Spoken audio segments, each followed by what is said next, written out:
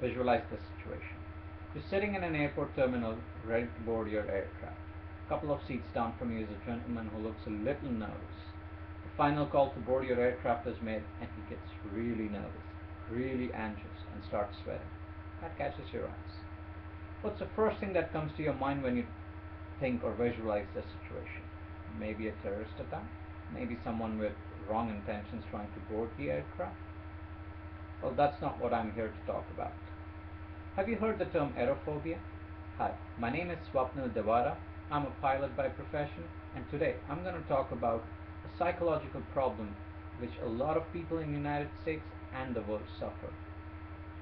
As per the research conducted by the National Institute of Mental Health in August 2012, they estimate approximately 5% of the total United States population is aerophobic, which means they have the fear of flying. Now we are looking at an astounding 15 million people who are afraid to fly.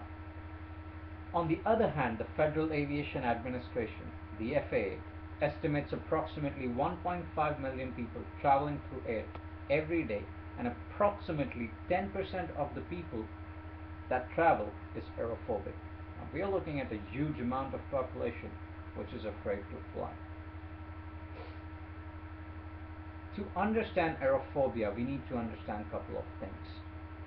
Are you aerophobic? Are you afraid of flying? Do you know someone who is afraid of flying? Can it be solved? Can it be sorted out? The answer is yes. It can be sorted out. It's a problem which can be solved in a couple of manners, but we need to go a little bit more into it, and I'm sure by the end of this presentation you're going to have a little more insight on this topic, by which either you can help yourself or you can help someone you know who is afraid to fly. While we're talking about aerophobia, there are a couple of things. Why does aerophobia happen? What runs through the mind of the person who's aerophobic or who's afraid to fly, and how can it be solved?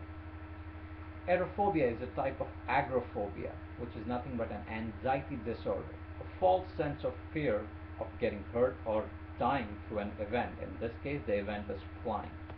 A lot of people think, or the research shows that the common thoughts that run through a mind of an aerophobic person is the engine gonna fall off? Is the plane safe to fly? Does the systems work properly? Is the pilot trained properly? I had an instance when a person next to me in an aircraft actually asked me, do you think the air traffic controllers sleep on duty? The answer is no. It has been proved that air travel is approximately 85% safer than any method of commute. Why? A couple of reasons. A, the standards of training for pilots is higher than the standards of training for doctors.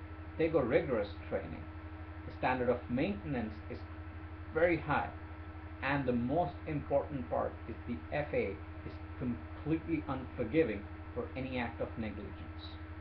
To support my statement, I'm sure everyone will remember the Hudson miracle, where Captain Solenberg landed his injured jet on the Hudson River and everyone walked away from the whole incident.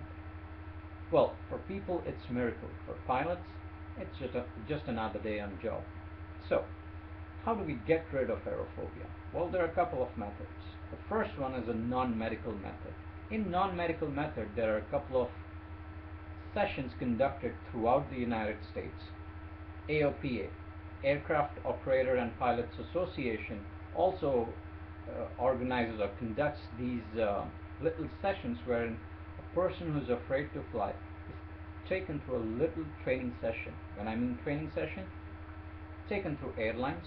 They speak to professionals, they speak to pilots, they speak to mechanics who show them and make them understand how safe flying is. Trust me, flying is a privilege to human being. It's something which is completely out of this world. Well, not dragging on to that one, the second method is the medical treatment. In medical treatment, the person who is afraid of flying sees a psychiatric doctor who helps with a couple of drugs. The most renowned drug is